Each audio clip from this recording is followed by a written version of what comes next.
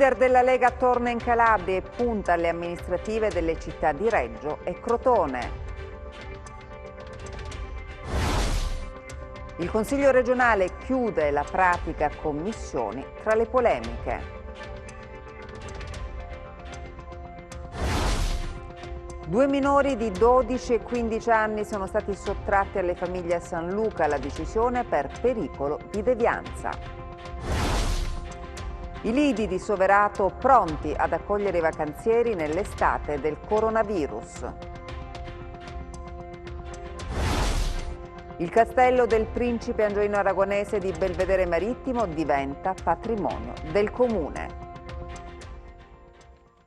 Buonasera dalla redazione del TG10. Dunque, giornata calabrese, quella di oggi per Matteo Salvini, una giornata cominciata questa mattina a Reggio Calabria. Il leader della Lega punta sulle amministrative d'autunno a Reggio e Crotone. Il rito dei selfie a cui Matteo Salvini non si sottrae caratterizza l'arrivo a Reggio Calabria del leader della Lega, che in conferenza stampa spiega il perché abbia deciso di venire nel sud, ieri in Sicilia, oggi nella nostra regione. Obiettivo, spiega ai cronisti, è quello di raccogliere le istanze del mondo del lavoro e dell'impresa e portarle in Parlamento. Si sofferma sulle emergenze di sempre, quale i rifiuti. Servono impianti. I rifiuti ovunque sono ricchezza e diventano energia, calore, bollette scontate per le famiglie ovunque.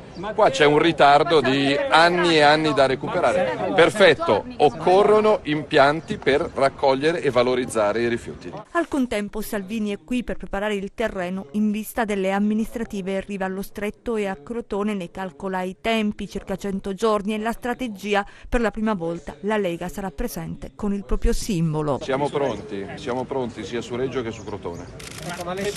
Non fatemi dare nomi, stiamo lavorando a un programma. Più si coinvolgono esponenti civici, meglio è. L'ho detto ieri in Sicilia, dove ci saranno elezioni importanti, da Marsala ad Agrigento a Milazzo, con tutta la dignità per la politica. E poi, ripeto, a me interessa il progetto. Quindi come Lega ho l'orgoglio che per la prima volta ci saremo alle amministrative di autunno in Calabria, in comuni dove non ci siamo mai presentati nella storia. 9 ore di riunioni di maggioranza per trovare gli accordi sulle presidenze delle commissioni consiliari in Consiglio regionale, trattative che hanno fatto slittare l'avvio della seduta e provocato la protesta dell'opposizione, respinte le proposte della minoranza, che ha abbandonato appunto l'Aula in segno di protesta. Più o meno la riunione del Consiglio regionale di ieri ha rispettato le previsioni, commissioni al centrodestra e opposizione che abbandona l'Aula in segno di protesta. La verità, come sempre, sta nel mezzo e in questo caso è da ricercare nell'offerta che i partiti vincitori delle elezioni hanno fatto agli sconfitti. Ma né gli uni né gli altri, a giudicare dal dibattito, si sono sentiti garantiti e allora, come si fa in questi casi, l'unica strada percorribile per testimoniare il disappunto è portare all'esterno del palazzo le frizioni alimentate all'interno dell'Aula. Normale? Beh, forse sì, perché funziona in questo modo. Chi vince detta la linea e alla fine il risultato è un lungo elenco di commissioni alla guida delle quali figurano esponenti della maggioranza. La durata delle riunioni, che si sono protratte per ore, posticipando l'inizio della seduta dalle 12 alle 21, è emblematica delle difficoltà affrontate dal centrodestra nel trovare gli accordi sugli incarichi, un ritardo per il quale Sinibaldo Esposito, a inizio lavori, ha chiesto scuse ai calabresi. Particolarmente complicato è stato, denuncia la minoranza, che aveva chiesto la presidenza di una commissione speciale, trovare l'accordo sulla presidenza della commissione antimafia, affidata poi ad Antonio De Caprio, con vicepresidente Giuseppe Aieta. La linea adottata dalla maggioranza è stata appunto quella di indicare un proprio esponente alla presidenza delle commissioni e proporre il vicepresidente in rappresentanza della minoranza, indicando un consigliere che la stessa minoranza avrà la possibilità di cambiare. Particolarmente dura la presa di posizione dei consiglieri di Io Resto in Calabria, che hanno deciso di abbandonare l'Aula e in una nota congiunta hanno bollato le scelte della maggioranza come inciuci e accordi sotto banco. Tra maggioranza e opposizione non c'è nessun punto d'incontro, eppure il momento è assai delicato e forse dovrebbero sedersi attorno ad un tavolo e ragionare su quello che serve veramente alla Calabria.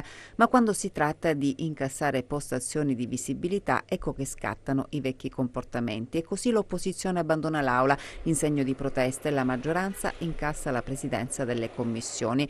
C'è però chi accusa la Lega e i partiti che fanno parte della coalizione di centrodestra di aver attuato il metodo Cencelli. Ecco cosa risponde la capogruppo della Lega in Consiglio regionale. Noi non siamo assolutamente stati di fastidio nella divisione. Il ritardo è stato dovuto non a motivi di conflitti o contrasti, ma semplicemente la nostra priorità è stata quella di garantire la giusta rappresentatività a tutte le forze politiche, perché si possa lavorare poi su ogni tematica in maniera fluida e con agibilità democratica. Assolutamente noi non abbiamo creato nessun problema. L'opposizione prima, durante i nostri incontri, ci accusava di non avere l'uomo giusto da mettere alla commissione anti-'ndrangheta, quando poi come prassi all'opposizione sono sempre state offerte le due commissioni, una delle due commissioni speciali. Quando si è deciso di dare allora l''ndrangheta non si sono presentati in Consiglio. Naturalmente di diverso parere l'opposizione. Ci aspettavamo per prassi democratica ormai consolidata in ogni realtà istituzionale a livello nazionale la commissione di vigilanza. Abbiamo preso atto di questa mancanza di garbo istituzionale da parte loro.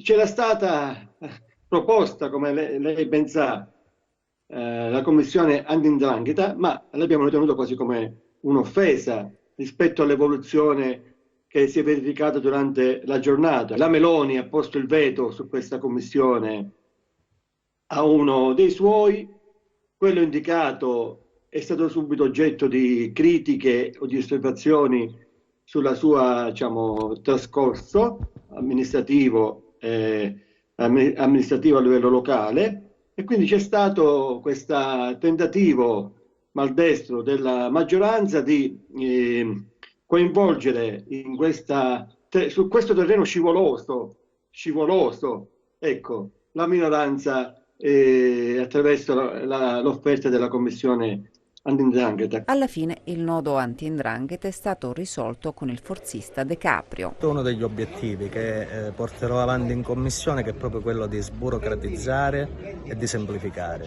Io credo che la politica abbia la responsabilità di rendere più snelle, più facili, più intuibili le procedure per giungere a determinati obiettivi. Mendicino si candida per ospitare l'ecodistretto, la proposta avanzata dal sindaco Antonio Palermo. Per superare la grave crisi dei rifiuti che sta interessando ormai da mesi la nostra regione, in particolare la nostra provincia, con rifiuti e cumuli per strada in molte città di questo nostro territorio, ma anche per andare oltre alla logica delle discariche come unica soluzione in Calabria di questo problema così importante, nei giorni scorsi alla riunione dell'Ato, ma anche alla riunione dell'Aro, ho dato la disponibilità del Comune di Mendicino ad ospitare l'ecodistretto, questo impianto di trattamento dei rifiuti a valle della raccolta differenziata per avviare al riciclo e al riuso le frazioni che i cittadini riescono ormai meritoriamente a differenziare in tutta la nostra provincia e in tutta la nostra regione. Confermo qui la disponibilità del nostro territorio per superare questo impasse che in questi anni ci ha impedito, come sindaci del lato, di trovare una soluzione a questo problema così importante che può invece diventare un'opportunità per tutti. Intanto la minoranza ha chiesto una riunione urgente del Consiglio Comunale. La cronaca: auto di lusso rubate in Canada e destinate alla Libia e alla Turchia. Il carico è stato intercettato in un container nel porto di Gioia Tauro. Ecco il carico di auto di lusso intercettato dalla polizia Gioia Tauro, vetture rubate in Canada e destinate alla Turchia e alla Libia. I costi si aggiravano tra i 50 e i 100.000 euro, venivano rivendute a cifre elevate ma convenienti rispetto ai prezzi di mercato. Le vetture venivano trasferite dal Canada in container via nave. Ad individuare il vasto traffico internazionale di auto rubate sono stati gli investigatori della Polizia di Frontiera di Fiumicino, di Salerno e Gioia Tauro, in collaborazione con la polizia canadese. Una prima rotta collegava il Canada con la Turchia, mentre una seconda e più consistente passava dallo scalo di Gioia Tauro per finire in Libia. Proprio nel porto calabrese sono stati intercettati oltre 100 veicoli. Per il momento sono 30 le auto sequestrate per un valore di oltre 1,5 milioni di euro. 2 minori di San Luca di 12 e 15 anni sono stati allontanati dalle famiglie contigue all''ndrangheta per sottrarli ad un concreto pericolo di devianza. 2 minorenni di 15 e 12 anni di San Luca rientreranno nel progetto Liberi di Scegliere. Secondo questo programma, minori provenienti da contesti di 'ndrangheta hanno la possibilità di affrancarsi da vincoli familiari che potrebbero rivelarsi devianti e iniziare un percorso di crescita e formazione estremamente positive. L'attenzione nei confronti dei 2 minori è scattata quando i carabinieri li hanno individuati come i responsabili di un atto vandalico in via Aurelia. Dopo aver accertato il fatto, i militari della stazione di San Luca e della compagnia di Bianco hanno puntato a scoprire gli autori. Li ha aiutati un sistema di videosorveglianza che rimandava le immagini dei 2 ragazzini intenti a danneggiare un palo della luce. Da qui la segnalazione alla procura dei minori con un dettagliato rapporto sui parenti dei 2 ragazzi. C'è chi ha precedenti gravi come sequestro di persona a scopo di estorsione, chi il 416 bis, chi implicato nel narcotraffico. Ambienti dunque difficili e così il Tribunale dei minori di Reggio Calabria ha ritenuto che il futuro del 15enne e del 12enne fosse a rischio. Da qui un provvedimento a tutela con il quale si limita la responsabilità genitoriale, si affida i minori ai servizi sociali e si nomina un curatore speciale. I 2 ragazzi saranno affidati ad una struttura di Libera presente sul territorio. La Guardia di Finanza ha intercettato al largo di Crotone un veliero con a bordo 59 migranti. Sono stati individuati i 2 presunti scafisti. Nella notte i militari di una motovedetta della sezione di Crotone del reparto operativo aeronavale di Vibo Valentia della Guardia di Finanza in servizio di perlustrazione hanno intercettato al largo della costa di Crotone una barca a vela. Esternamente sembrava tutto normale, ma i finanzieri hanno deciso di fare un controllo e così, saliti a bordo, hanno trovato stipati sotto coperta 59 migranti di nazionalità pakistana, tutti maschi, di cui 3 minorenni. I finanzieri hanno anche individuato e fermato i presunti scafisti. Si tratta di 2 uomini di nazionalità lettone. La barca è stata scortata nel porto di Crotone, dove è giunta questa mattina alle 6. I migranti sono stati trasferiti al centro di Sant'Anna di Isola Caporizzuto. Dai primi accertamenti il viaggio sarebbe iniziato in Turchia lunedì scorso. Dopo la fase di lockdown e la ripartenza dell'economia per il nostro Paese, preoccupano le ricadute che questa fase di emergenza sanitaria manifesterà nei mesi successivi all'estate, soprattutto per le piccole e medie realtà imprenditoriali del nostro territorio.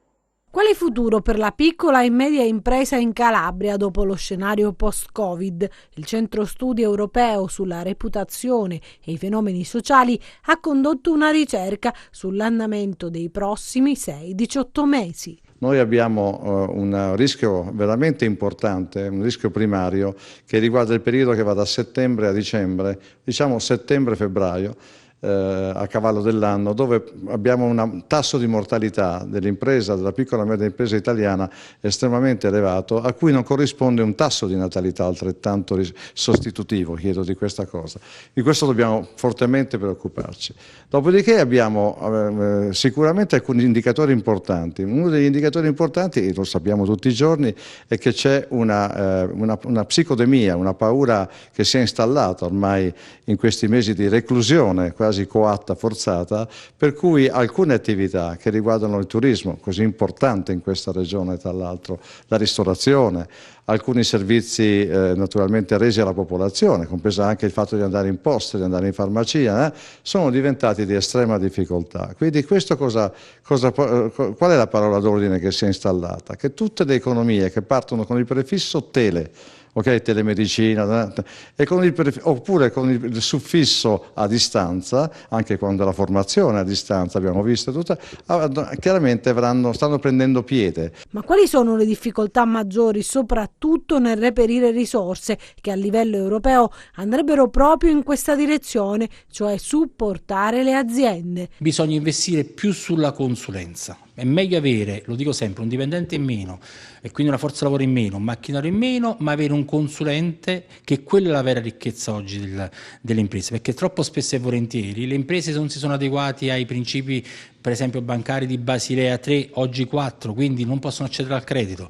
La finanza agevolata non hanno le caratteristiche per poterlo soffrire. Ogni progettazione, molti fondi tornano indietro e l'Italia li perde totalmente, e questa è una lotta che stiamo facendo, siamo riusciti a limitarne, e devo dire la verità, è anche una piccolissima eccellenza italiana che viene apprezzata molto all'estero. L'e-commerce oggi più che mai è diventato uno strumento imprescindibile, soprattutto nella fase di lockdown per il Covid. Abbiamo fatto un balzo in avanti di 10 anni, quindi come se noi da un giorno all'altro ci siamo trovati con 10 anni avanti. E questo aiuta soprattutto chi oggi ha la possibilità di poter disporre di questo tipo di canale. La verità è anche che io posso raggiungere anche molte più persone. Per esempio, la Calabria è un'eccellente regione con dei prodotti eccellenti che possono raggiungere anche fuori regione, quindi possiamo dare l'opportunità a chi non vive in Calabria ma poter gustare, assaggiare, assaporare quelli che sono i prodotti calabresi. Abbiamo trovato un produttore di cravatte che è un produttore che speriamo di portare quanto prima online, che fa dei prodotti eccezionali. Non pensavo di trovarlo in Calabria, però questa è la cosa bella, cioè trovare anche delle specificità, delle cose uniche in territori anche dove non ti aspetti. A Crotone, manifestazione contro il razzismo inscenata per sostenere la campagna sull'uguaglianza nata dopo la morte di George Floyd. Anche a Crotone è andata in scena una manifestazione contro il razzismo, pacifica, organizzata dalla giovane Chiara Pugliese in Piazza della Resistenza, per ribadire che le vite dei neri contano, come recita lo slogan che sta animando tutti gli eventi nati sull'onda di quanto sta accadendo in America dopo la morte di George Floyd. Sto cercando di mettere più gente vicina possibile, perché penso sia quella del razzismo purtroppo una tematica che non dovrebbe nemmeno esistere più nel 2020, che però purtroppo esiste.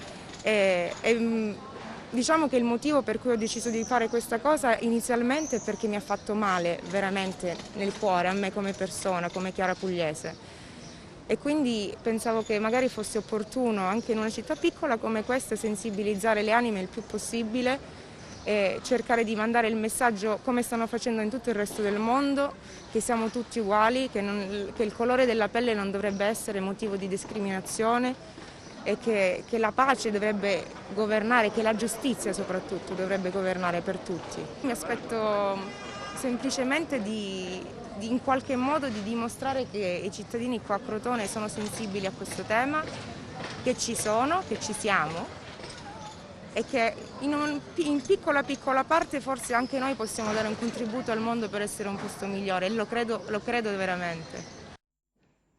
E adesso gli aggiornamenti sul coronavirus con il consueto bollettino della Regione. In Calabria c'è un nuovo positivo al coronavirus. In un giorno sono stati effettuati 1.192 tamponi, dati contenuti nel consueto bollettino della Regione. Nel dettaglio, in Calabria ad oggi sono stati effettuati 79.193 tamponi. Le persone risultate positive al coronavirus sono 1.162, una in più rispetto a ieri. Quelle negative sono 78.031. Territorialmente i casi positivi sono così distribuiti: a Catanzaro 14 15 in reparto, 1 in rianimazione, 2 in isolamento domiciliare, 167 guariti e 33 deceduti. A Cosenza 1 in reparto, 19 in isolamento domiciliare, 414 guariti e 34 deceduti. A Reggio Calabria 7 in isolamento domiciliare, 251 guariti e 19 deceduti. A Crotone 112 guariti e 6 deceduti. A Vibo Valentia 1 in isolamento domiciliare, 76 guariti e 5 deceduti. Dall'ultima rilevazione, le persone che si sono registrate sul portale della Regione Calabria per comunicare la loro presenza sul territorio regionale sono in totale 5.466. Come si stanno preparando gli stabilimenti balneari per accogliere turisti e vacanzieri? Sarà certo questa un'estate diversa, caratterizzata dall'emergenza coronavirus. Vediamo adesso qual è la situazione a Soverato. Voglia di sole e di mare dopo i lunghi e difficili mesi di lockdown. Certo sarà questa un'estate particolare, anche in spiaggia bisognerà rispettare le norme anti-Covid. Qui siamo a Soverato, gli stabilimenti balneari, nonostante le incertezze, sono pronti ad accogliere turisti e vacanzieri. Tanti dubbi, tante incertezze anche nelle ripartenze, la gente è molto diffidente, però come ogni cosa tutto deve ritornare nella normalità, mi auguro nel breve tempo possibile. Anche perché noi operatori economici abbiamo tanti impegni da mantenere e tante situazioni da affrontare. I lidi hanno dovuto riorganizzare gli spazi interni per garantire il distanziamento. Sacrificheremo un po' di tavoli, però rispetto a tutto quello che c'è stato siamo fortunati, tra virgolette.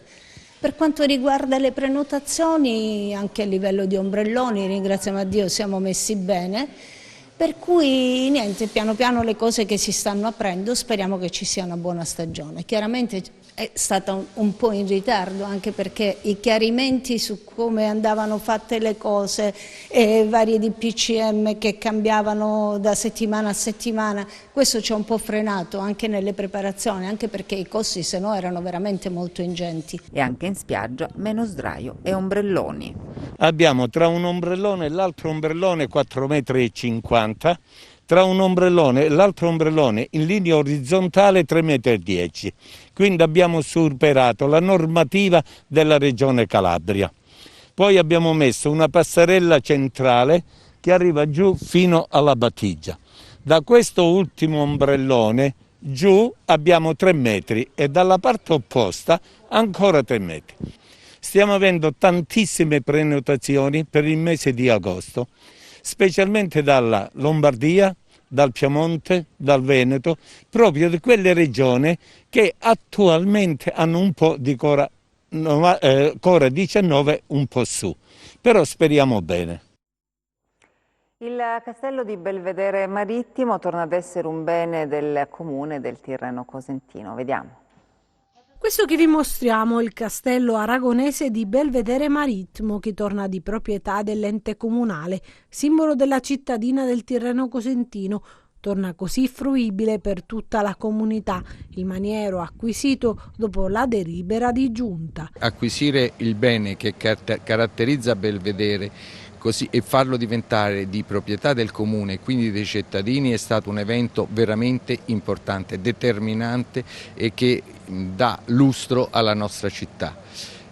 Oltretutto possiamo in questo modo mettere in sicurezza il castello e poi attivare quell'opera di ripristino di tutte le situazioni che purtroppo il tempo ha creato nel degrado totale. Un desiderio nato qualche anno fa per un'opera maestosa e ricca di storia che una volta ritornata all'antico splendore richiamerà turisti provenienti da ogni parte del mondo. All'inizio di gennaio abbiamo potuto trovare un mutuo della Cassa Depositi e Prestiti già concesso al Comune di Belvedere oltre 20 anni fa per un lavoro che non è stato fatto.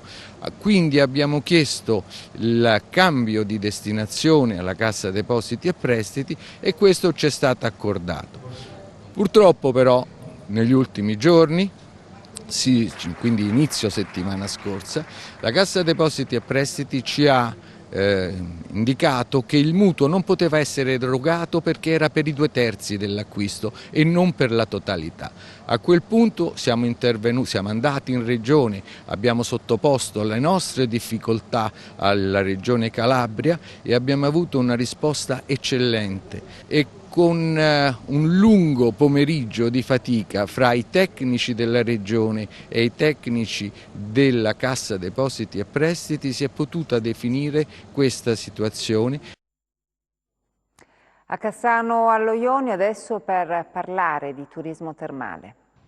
Una stagione turistica particolare, quella del 2020, fortemente segnata dall'emergenza coronavirus, ma storicamente nelle difficoltà la Calabria ha sempre reagito con forza, sfoderato le energie migliori, riscoperto il senso di appartenenza e di comunità, che in quest'anno così difficile significa anche offerta integrata e turismo di prossimità.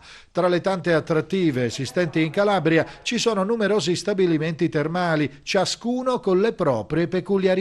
Le Terme Sibarite si integrano in tutto il contesto, abbiamo il mare, abbiamo anche il monte, abbiamo le grotte di Sant'Angelo qui a Cassano e il termalismo si integra mai come in questo momento nel turismo di prossimità, aiuta tra l'altro alla destagionalizzazione dei flussi, quindi il termalismo può essere di aiuto al rilancio del turismo nella nostra regione. Da 70 anni, nel cuore del centro storico di Cassano Ionio, l'importante complesso termale offre cure innovative e all'avanguardia. Le nostre terme offrono, oltre ai vari servizi previsti nel sistema termale, quali le cure inalatorie, la fangoterapia e tutta una serie di servizi che servono all'apparato respiratorio, ma noi qui alle Terme Sibarite abbiamo anche un centro riabilitazione neuromotoria che agisce su coloro che hanno avuto dei disturbi sia da un punto di vista neurologico ma anche da un punto di vista fisico. Il nostro fiore all'occhiello è quello di avere 2 piscine termali dove si fa idrochinesiterapia che in molti casi accelera anche quella che è la guarigione dei traumi e di altro, diciamo. Dal prossimo 21 giugno, inoltre, il complesso termale sarà impreziosito da Clarenzia Water Wellness e Beauty, la prima spa di proprietà regionale, ispirata ai fasti e alla grande bellezza dell'antica Sibaris. E adesso la rubrica dedicata alla cucina. Benvenuti nella mia cucina. Questa puntata si intitola Toglietemi tutto ma non la mia padella. La padella è il simbolo della cucina di tradizione. La padella siamo noi, è casa, è mamma, è vita. È il mio omaggio appunto alla cucina di tradizione ed è il mio scudo contro la cucina molecolare. Ora, se io brandisco questa padella, proprio questa, voi pensate che stia preparando un potage, che stia preparando una pietanza con schiume e schiumette, che stia refrigerando una pietanza all'azoto liquido, o pensate che stia preparando 2 alici scazziate? Ho detto alici, che non vi sembri poco, un pesce povero ma azzurro. Prepariamo queste alici. Nella padella mettiamo l'olio con l'aglio, mettiamo le alici diliscate, le facciamo andare, aggiungiamo un po' di sale, l'origano, il pepe, una fogliolina di alloro e le facciamo cuocere un po'. A un certo punto, quando iniziano a scazziare, appunto, aggiungiamo il pepe rosso che è stato risolto in foglioline. Verso la fine un goccio di aceto, le serviamo tiepide e mi pare che il piatto è pronto ed è anche gustoso. Dalla mia cucina, dalla mia casa, interno Uffa è tutto. Arrivederci, buone alici e buon fine settimana. Ciao! Adesso le previsioni del tempo.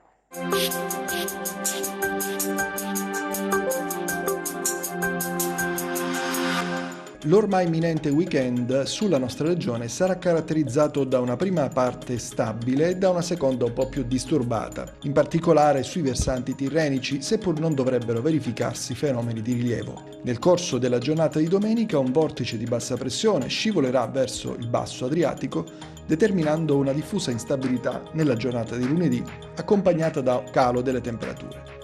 Domani nubi sparse sui versanti tirrenici con possibili deboli fenomeni, sui litorali ionici cielo poco nuvoloso, temperature stazionarie. Passiamo a mari e venti.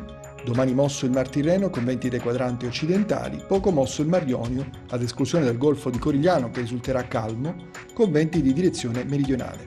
Per essere sempre aggiornati sull'evoluzione delle condizioni meteo vi rimando oltre al nostro sito web www.meteoincalabria.com anche alla nostra pagina Facebook Meteo in Calabria.